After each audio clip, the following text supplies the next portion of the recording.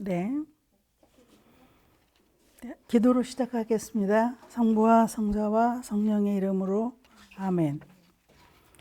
삼위일체 하나님, 감사와 찬미와 흠숭 받으소서.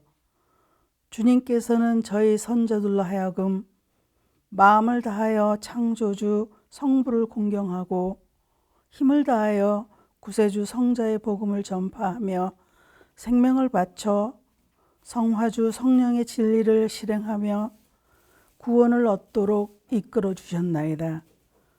저희도 주님의 구원을 전하려 하오니 선교의 열정을 지닌 일꾼들을 보내주시고 건강과 지혜와 언어의 은사를 내리시어 은총으로 모든 어려움과 고통을 극복하고 아시아 민족이 복음화에 헌신하게 하소서. 우리 주 그리스도를 통하여 비나이다. 아멘. 성부와 성자와 성령의 이름으로 아멘. 오늘은 제 두 번째 강의라고 말하기는 뭐하고 나눔으로 얘기할게요. 오늘은 그 마음의 길, 치유의 길로 이끌어 주신 하느님에 대해서 얘기하고 싶은데요. 언제나 시작하기 전에 세상 끝날 때까지 항상 나와 함께 계시겠다고 말씀해 주신 예수님 말씀을 믿고 오늘도 저의 부족한 점과 그 부족한 점에 대해서 성령께서 채워주시리라 믿으며 두 번째 나눔을 시작하겠습니다. 1강에서는 하느님께로 향하는 내적 여정의 시작으로 제 갈망에 대해서 말씀드렸습니다. 지난번에는 혼란스러웠던 제 감정들로 인해서 올라왔던 제 상처와 갈망에 대해서 얘기했다면 오늘은 같은 얘기를 치유와 그 마음의 길로 이끌어 주신 얘기를 하고 싶어요. 성령께서 어떻게 제 마음을 보시고 치유해 주셨는지 그런 관점에서 얘기하겠습니다. 시대적으로 또 환경적으로 삶이 힘들었던 제 아버지의 부모님, 제 어머님 부모님, 그러니까 제게는 할머니, 할아버지, 또 외할머니, 외할아버지 얘기가 되겠죠. 그리고 그분들에게 효자, 효녀로 살아오셨던 제 부모님, 또 어린 시절 그 부모마저 없이 할머니, 할아버지 밑에서 자랄 수밖에 없었던 저는 그 어린 시절부터 아이가 아이로 크지 못하고 애언으로 살아야 했던 환경이었어요. 그래서 특히 제게는 저 자신보다는 부모의 아니면 어른들의 기대에 부응해야 한다는 게 저의 전부였어요. 특히 제게는 혼자 남은 엄마의 기대를 채워드려야 한다는 책임감이 좀 강했죠. 저는 엄마의 자랑으로 커야 했고 제가 첫 좌절을 겪었던 때는 어린 시절에 제가 부모에게 자랑으로 될 수 있었던 건 아마 공부 잘하는 거. 근데 대학에 실패했던 경험이에요. 그 좋은 대학 또 장학금을 받고 진학하면은 이게 엄마에게 보상을 해드리는 건데 둘 다 실패하고 평범한 대학에 들어갔어요. 저는 더 이상 엄마의 자랑이 될 수 없다는 것에 굉장히 절망했던 것 같아요. 힘든 환경에서 공부시켜 주셨는데 부끄러운 존재가 되었다. 이게 그때 제가 느꼈던 절망인 것 같아요. 그 절망과 부끄러움은 이게 억눌려 있던 제 숨어있는 제 욕구와 욕망과 이런 것들이 다 올라왔던 것 같아요. 그런 것들이 서러움이나 원망이나 슬픔 이런 것들을 건드렸던 것 같습니다. 그래서 모든 게 혼란스러웠어요.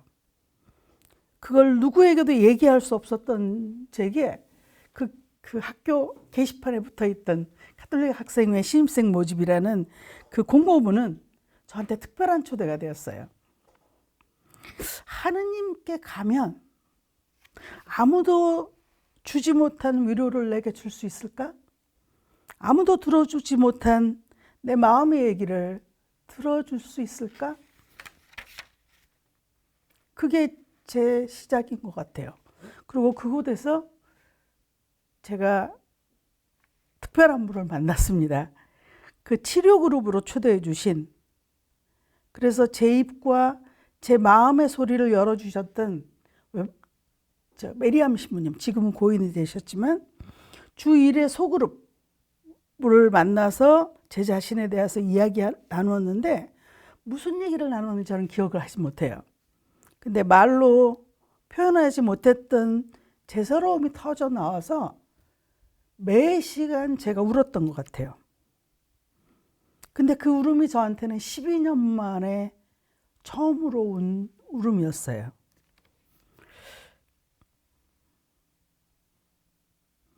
그 그룹에서 아무도 제게 어떤 말로 위로한다든가 제 울음에 대한, 서러움에 대한 그런 해석을 내려주지도 않고 그냥 들어줬어요. 근데 그냥 들어준 게 저한테 굉장히 많이 위로가 되었던 것 같아요. 그래서 1년쯤 지난 다음에 보니까 제가 굉장히 가벼워졌어요. 그래서 오늘 여기에서 얘기할 때 제가 왜 울지를 못했는가, 아니면 그 울지 못했던 것이 제 모든 감정을 억압했었기 때문에 안에 다 엉켜 있었던 것 같아요. 제가 한 6살 때쯤, 6살도 사실은 채 안 된 때였죠. 엄마가, 아버지가 일찍 돌아가셨는데 엄마가 이제 시골에서 사는 게 힘드셔서 살아보겠다고 집을 떠나셨어요. 근데 이제 저한테는 그게 굉장히 힘들었고, 제가 울고 있는 저를 산길에서 할아버지가 업고 오시면서 네 엄마는 너희를 버리고 갔으니까 이제 죽었다고 생각하라. 그러면서 내가 너의 부모가 되어주겠다. 이렇게 할아버지가 말씀하셨어요. 어쨌든 그러고 난 다음에 제가 초등학교를 들어가는데, 그때는 이제 국민학교였죠. 들어가는데 아마 할아버지도 아마 저를 자랑스럽게 아마 여기고 싶으셨던 것 같아요. 그래서 월반을 했습니다. 2학년으로 들어갔는데 이게 이제 저한테 힘든 사건의 또 시작인 거예요. 그러니까 애들이 놀리고 왕따도 좀 있었고 제가 말도 없고 어울리지도 못하니까, 그래서 어느 날은 견디지 못해서 제가 울고 집으로 오다가 할아버지한테 들켰어요. 근데 할아버지 굉장히 무서우신 분이고 엄격하신 분인데 제가 우는 걸 보시고 저를 데리고 학교로 가셨는데 저를 놀렸던 친구가 숨어버렸어요. 할아버지가 그때 개나리를 꺾어가지고 이게 잎을 다 따내고 그걸 가지고 제 종아리를 때리셨어요. 이게 제가 처음으로 할아버지한테 맞았던 매이기도 하고, 그래서 그때 제 자신이 너무 부끄러웠습니다. 너무 부끄럽고, 이 할아버지가 때리시면서 힘으로 안 되면 물어뜯든 쥐어뜯든 울고 다니지 마라. 그 후로 이제 제가 울지를 않았는데 그날 하루의 기억들을 제가 묻어버렸던 것 같아요.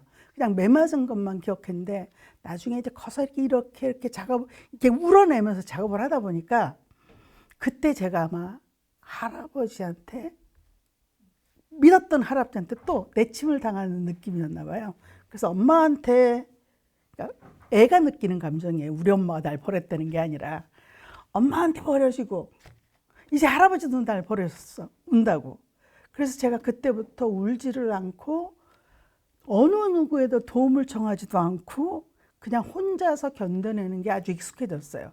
그래서 같은 학교에 다니는 둘째 언니도 있었고 큰 언니도 있었고 같은 학교에 있었는데 저는 한 번도 언니들에게 누가 날 놀린다든가 그런 걸 얘기해 본 적이 없어요. 그냥 혼자서 그걸 묵묵히 견뎌내는데, 그렇게 12년간 이렇게 엉켜있던 것들이 이 대학교 때 제가 부끄러웠던 그 순간을 다시 만나면서 이렇게 터져 나온 거죠. 그래서 1년 내내 제가 울었는데 저한테는 그게 뭐였는지 모르겠지만 특별한 좀 치유의 시간이었어요. 그 치유의 시간인데, 그러다가 그때 그런 그 치료 그룹에서 하는데 그 메리암 신부님의 후임으로 새로 오신 전요한 신부님이라는 분이 계셨어요. 근데 메리암 신부님이 이거 치료 그룹을 하실 때는 이렇게 동그랗게 앉아서 이렇게 얘기만 하고 들어주는 게 주로 하는 일이에요. 거기다가 뭐라고 코멘트도 별로 안 하고. 근데 이 전요한 신부님이 오셔가지고 제가 또 그날도 울고 있었어요. 얘기하다가. 그랬더니 아무도 안 하고 안 움직이고 그냥 묵묵히 들어주시는데 그분은 이렇게 돌아오더니 제 거 어깨에다 손을 올려놓고 그 다음에 저를 이렇게 바라보시면서 제가 밖에서는 굉장히 활발하고 명랑하고 이렇게 잘 웃는 친구였거든요. 이게 그 정도의 가면은 쓰고 살았으니까.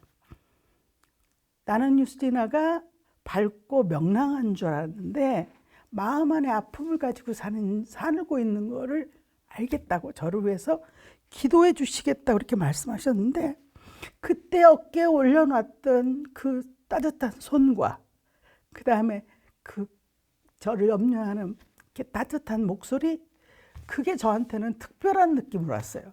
그래서 그때는 아마 그 당시에도 제가 느꼈던 것 같아요. 아, 예수님이 나를 위로해 주시는구나. 그분도 생기게 또 외국인이신데 예수님처럼 생겼어요. 그림에 있는 예수님처럼. 그래서 아마 훨씬 더 그게 이제 가깝게 왔나 봐요. 그래서 그 후에도 이제 제가 감정이 이렇게 안에 엉켜 있는 거 많다 보니까 활동하다 보면 이렇게 터져 나오는 것들이 있어요. 분노로 하기도 하고 어떨 때는 옳은 소리를 하는 건데 이 목소리가 굉장히 강하거나 사람들하고 부딪히는 경우가 있었는데 그럴 때마다 제가 제 자신에 대해서 못마땅하고 분에 못 이겨서 막 울기도 하고 이랬었어요. 한번 터져 나오는 울음이 다 나와요. 근데 그때마다 이 신부님은 제 옆에서 저를 안아주시고 토닥토닥 이렇게 해주셨어요. 근데 그 위로의 손길이 저한테 굉장히 누구한테 의지하고 싶게 만들었던 것 같아요. 이렇게 밖에서 이렇게 조금씩 제가 좀 혼란스러운 감정들을 쏟아내고 이 거친 감정들도 이렇게 품어내면서 조금씩 밖에서 사람들과 함께 어울려서 지내는 게 편해졌어요. 좀 행복하기도 했고 친구들과 같이 봉사활동하는 거라든가 놀러 다니는 것도 재미있었어요. 왜냐면 사람들에게 내가 받아들여진다는 느낌, 내가 뭘 하지 않아도 좀 부족해도 그런 느낌이 있었는데 집으로 오면 또 다른 얘기가 돼요. 왜냐하면 엄마 앞에서의 저는 굉장히 무기력했어요. 그리고 어둡고. 왜냐하면 엄마가 힘들게 사셨기 때문에 저한테 이렇게 저를 가르쳐 주시고 이러니까 제가 공부하고 또 알바하기 위해서 이렇게 누구 가르치는 일을 했는데 그 시간을 빼고 나머지 시간은 엄마 옆에서 엄마를 좀 도와주고 엄마의 즐거움이 되줬으면 하는 기대가 컸어요, 엄마가.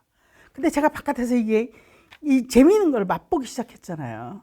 집에서는 이게 요구받는 느낌이고 바깥에서는 내가 뭘 해도 받아들여주고 지지받는 느낌이고. 그래서 이게 굉장히 힘들었어요. 그 집안에서와 밖에서의 제가 어떻게 해야 될지 혼란스럽고 많이 힘들었어요.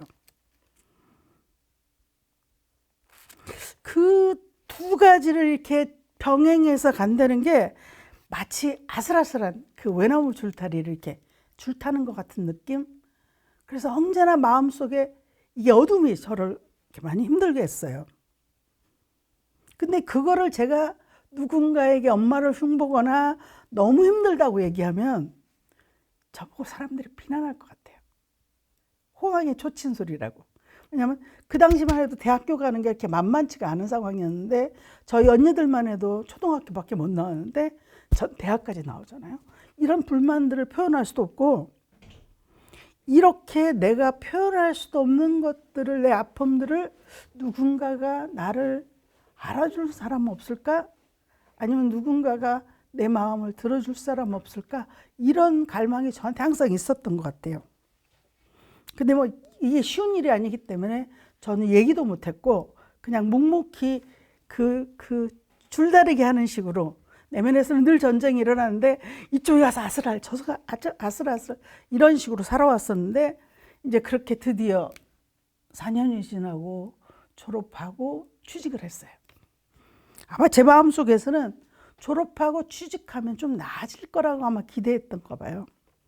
그래서 직장을 다니고 월급을 받아다 엄마를 갖다 드리고 이게 돈을 좀 적게 번 때는 이 능력이 이만큼밖에 안 돼 엄마한테 보답할 수가 없는 것 때문에 좀 부끄러움 같은 게 있어서 엄마한테 미안하고, 좀 월급이 좀 올라서 엄마한테 넉넉하게 이렇게 갖다 드릴 때는 제가 엄마를 위한 돈 버는 기계 같고, 이런 삶이라면 그냥 너무 무의미하다고 느꼈어요. 공허하고 혼란스러웠어요. 이렇게는 살고 싶지 않았어요. 죽고 싶다 이렇게까지는 아니었는데 살 의미가 없다고 생각했어요.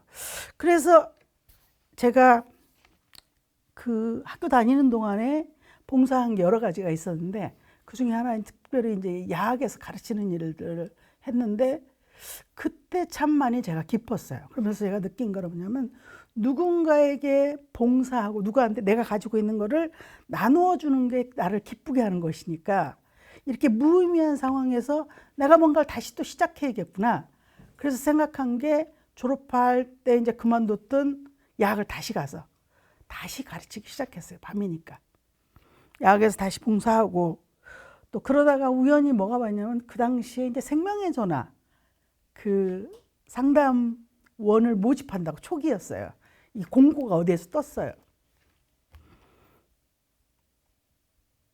제가 그때 거기서 말하는 조건, 나이가 안 됐는데 제 건방진 생각에 세상 모든 고통을 다 짊어지고 사는 나라면, 누군가 내 얘기를 비판 없이 들어주는 사람이 있기를 갈망한 나라면, 어쩌면 이거를 다른 사람이 얘기를 들어줄 수 있지 않을까, 이런 생각이 제 마음에서 올라왔어요. 그래서 제가 지원을 했어요. 그래서 첫 번째는 이제 한 학기 동안은 돈 내고 공부하고, 그 다음에 이제 두 번째 학기 때는 거기에서 자원봉사자들을 위해서 뽑아서 이제 무료로 교육시키는 거였는데, 제가 안 됐어요. 나이가 안 됐죠. 그래서 제가 전화해가지고, 제가 왜 안 됐습니까? 나이 때문에 저를 안 뽑으신 거라면 뽑아주세요. 제가 잘할 거니까. 그리고 전화를 했더니 연락을 주셨더라고요. 그래서 그거 하고 그때부터 제가 생명의전화 상담 봉사를 시작했죠. 이게 잘라서 쓰는 거니까, 풀타임으로 하는 거 아니니까. 그러면서 아마 제가 생각할 때 저희 엄마에게 제가 가치 있는 사람이라고 이게 느껴졌던, 아니면 제가 그렇게 해석했던 순간들이, 엄마한테 돈을 잘 벌어다 드리면 엄마가 좋아하시니까. 그러니까 제 마음속에 엄마한테 가치 있는 사람이 되려면 돈이 많이 벌어야 돼.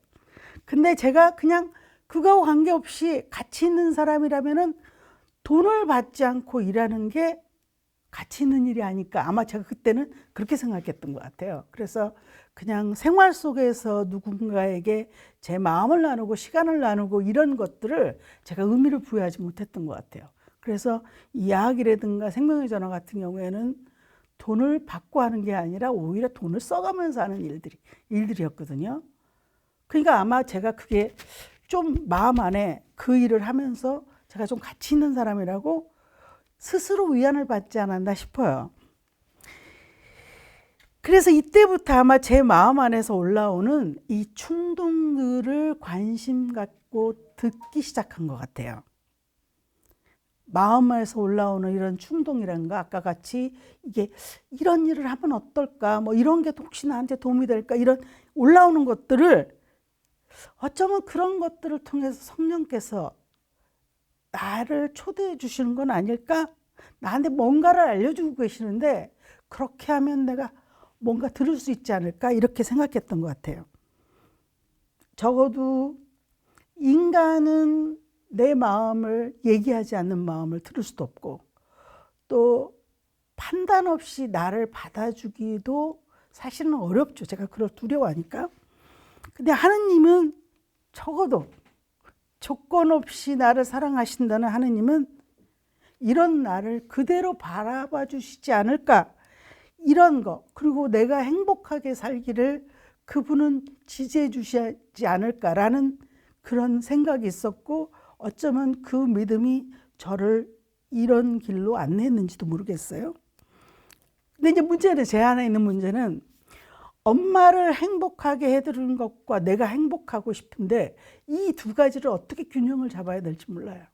왜냐하면 너무 어린 시절부터 저는 엄마에게 효도해야 되는 딸로 길러졌기 때문에 모든 제 안테나나 이런 것들이 엄마에게 초점이 맞춰져 있어서 엄마한테 잘해드려야 되는데 엄마의 얼굴 표정이나 화를 내거나 이렇게 엄마가 감정적인 기복이 심할 때마다 제가 뭘 잘못했나 하는 그 죄책감 같은 게 올라오죠. 그래서 그 균형을 어떻게 해야 될지 모르고 그 죄책감을 어떻게 다뤄야 될지 잘 몰랐습니다. 그래서 그래도 어쨌든 간에 나름대로 제가 봉사활동하고 돈 벌고 엄마한테 돈 벌어서 갖다 드리고 이러면서 이게 안팎에 어느 정도 균형을 잡고 있었어요. 이제 그러다 보니까 제가 나이가 들고 결혼은 그 당시만 해도 27이 넘어가기 시작하면 나이가 많이 들었어요. 그 당시만 해도. 그래서 그 전에는 보통 결혼을 하는 상황인데 그래서 제가 한 27살 때 결혼에 대한 얘기가 나오기 시작했어요. 엄마한테 불효하면 안 된다. 빨리 엄마로부터 제가 떠나면 안 된다는 것 때문에 학교 생활하면서도 저는 연애를 못했어요. 왜냐면 그러면 엄마가 힘들어 하실 것 같아서. 근데 마침 이제 27살에 엄마를 통해서 어떤 분을 저를 소개해줬어요. 남자를 소개해줬어요. 결혼 전제 하에. 근데 아마 그게 저는 의식하지 못했지만 무의식적으로 제가 그때 이건 엄마가 허락해주는 결혼이라고 생각했나 봐요. 근데 이 남자를 만났는데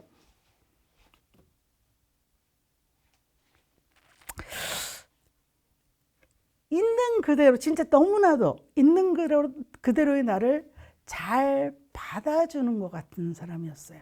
그리고 제가 원하는 삶이 가치 있다고 얘기해주고 그렇게 말해주는 사람이었어요. 그래서 저는 어떻게 생각했냐면 어머, 하느님이 나한테 이 사람 내 사람이라고 보내줬나 봐. 그래서 제가 진짜 흠뻑 마음이 열려버렸습니다. 그래서 결혼까지 생각하게 됐고 그 얘기를 하고 있는 상황에서 우연하게 사고가 터졌죠. 이 남자에게 여자와 결혼은 안 했는데 여자와 아이가 있다는 것을 제가 알게 됐어요. 이게 지금 저한테는 두 번째 절망이죠. 첫 번째는 엄마에게 자랑스러운 딸이 되려고 그랬는데 그게 제가 채워드리지 못해서 스스로에게 절망했던 그 순간이 대학교 1학년 때였다면 이 번째 절망은 뭐냐면 제가 사람 보는 줄 알았어요. 사람을 잘 보는 줄 알았고 하느님이 내게 보내준 사람일 거라고 믿을 만큼 그 사람에게 마음이 이렇게 흘려 들어갔는데 이렇게 깨지고 나니까 내가 바보 같은 거예요. 그 사람을 만나고 있는 동안에도 여러 가지 뭔가 의심스러운 게 있었는데 그거를 그냥 좋게 해석한 것 같아요. 뭐 사정이 있겠지. 그래서 그런 의심스러운 것을 파고들거나 물어보거나 헤쳐보질 않았어요. 그리고 그냥 그 사람이 말하는 대로 그렇게 믿었어요. 근데 이렇게 되다 보니까 이 사람을 만나고 있는 동안에 엄마가 보여줬던 여러 가지 있잖아요.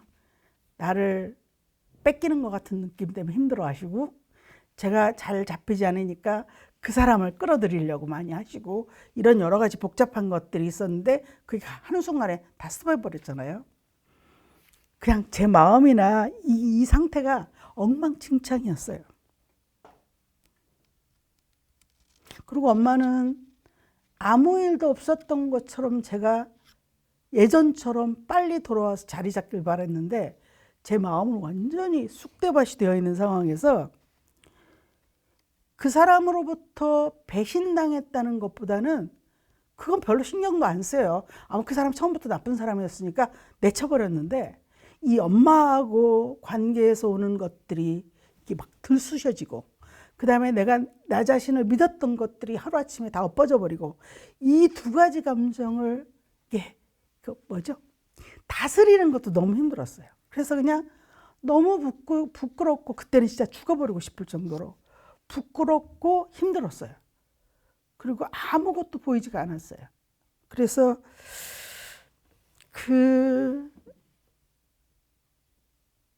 그 사건은 어쩌면 저하고 엄마의 관계를 바닥부터 다시 보게 한 그 시점이었던 것 같아요. 그래서 되돌아보니까 제가 엄마로부터, 그러니까 허락받는 상황에서 엄마로부터 탈출하고 싶었던 것 같아요. 그 사람을 사랑한 것보다 내가 사랑에 빠져서 탈출하려고 했던 건데 그걸 사랑이라는 이름으로 포장되어 있진 않았나라는 생각을 하면서 제가 이게 다시 본 거예요. 여러 가지. 그러면서 제 자신도 부끄럽고 엄마의 그런 모습을 있는 그대로 직면하는 것도 굉장히 한스러웠고 제 미래가 보이지 않는 것도 너무 깜깜하고 그래서 한 몇 달 동안 칩거였어요. 사람을 만나는 게 너무 부끄러워서 칩거하고 저는 힘들 때 하느님에게 도움을 청하지 않는 사람이에요. 왜냐하면 제가 힘들 때는 우리 식구들에게 제가 자랑스러운 존재가 돼야 된다는 것 때문에 하느님에게도 내가 부끄럽다고 생각하면 가서 손을 못 내밀어요. 그리고 오히려 숨어버리는 그런 게 있는데 일도 안 하고 그러니까 돈도 없고 사람들도 만나기 싫고 그러고 있을 때 생명의 전화에서 활동을 같이 했던 저보다 나이가 한 10살쯤 많아서 제가 이모라고 불렀던 분이 있어요. 그분에게 제가 처음으로 엄마한테 얘기하기 전에 이 결혼을 깨야겠는데 어떻게 말해야 될지 모르겠다고 이러면서 그 이모에게 처음으로 얘기를 시작했는데 아마 그때 그 이모가 제 마음을 들어주기 시작한 것 같아요. 제가 표현하지 않는 제 고통을 물어보지도 않고 판단하지도 않고 그냥 제 옆에서 제가 말하는 거 듣고 위로해주고 저는 어떻게 알았는지 몰라요. 그 이모가 어느 날은 저를 불러가지고 심부름 말을 하래. 책 하나 사오라고. 그럼 그 당시면은 책 하나 사는데 10,000원도 안 돼요. 그리고 10만 원을 주더라고요, 저한테. 근데 10만 원이면 그때 월급이 20몇만 원밖에 안 되거든요. 그 10만 원이라는 큰 돈을 저한테 주더라고요. 근데 제가 사양도 못했어요. 그렇게 그 이모가 몇 번을 저한테 그런 식으로 주더라고요. 근데 이제 저희 엄마는 삶에 대해서 너무 힘들어서 그랬는지 그걸 못 해주셨어요. 제가 한 돈 10,000원이라도 좀 빌리려고 하면 이제 그 터져 나오는 이 힘겨움들. 그래서 저한테 잔소리도 많이 하셨고. 근데 그게 저한테는 굉장한 부끄러움으로 왔거든요. 근데 그때 어쨌든 간에 묵묵히 제가 그것들을 풀어낼 수 있도록 제 옆을 지켜준 분이 제가 이모라고 부르는 분인데 그때를 계기로 해서 이분이 진짜 저한테 이모가 된 거예요. 엄마가 아닌 또 다른 엄마. 그래서 엄마가 저한테 채워주지 못하는 것들 그냥 기다려주고 묵묵히 옆에 있어주고 보듬어주고 이런 것들을 다 해주신 거예요. 저희 엄마는 사는 게 각박해서 이 마음을 들어주는 걸 못 하셨거든요. 근데 이 이모가 해주셨어요. 그래서 제가 혼자 버려진 게 아니라는 것을 느끼게 해줬어요. 아마 저는 그래서 이분을 통해서 하느님이 나한테 손을 내미셨다는 걸 알았어요. 그래서 이분은 지금도 제가 만나요. 그리고 그 다음에 또 다른 분이 그때 제가 힘겹게 지내고 있다는 걸 알고 저한테 손 내밀어 주신 분이 저희 아버지 신부님, 그 늦게 오신 전요한 신부님이라는 그분인데 저를 선택이라는 젊은이 프로그램을 운영하시고 계셨는데 저한테 그 봉사자 모임에 오라고 초대하셨어요. 근데 이제 봉사자 모임은 이 봉사하기 위해서 사람들이 모이는 것이긴 하지만 또 다른 말로 하면 심화 과정이었어요. 그래서 매주마다 모여서 자기 얘기를 하고 그러는 과정에서 이 젊은이들을 위한 프로그램을 이게 봉사하는 준비를 하는 그런 모임이었는데 그분이 초대하시면서 하는 말씀이 너보고 봉사라는 얘기가 아니라 너를 위해서 모임에 오라 이렇게 말씀하셨어요. 그래서 전에 대학교 들어가서 야학을 처음 열으시면서 그 메리암 신부님이 다른 사람들에게 봉사할 기회를 주기 위해서 약을 열었다고 말씀하셨거든요. 근데 그게 저한테 가슴에 와 닿았던 말씀 초대 중에 하나였어요. 근데 이번에도 그렇게 말씀하시길래 제가 그 모임에 가기 시작했어요. 몇 달 만에. 그래서 거기서 또다시 두 번째로 제 얘기를 할 수 있는 기회가 생겼죠.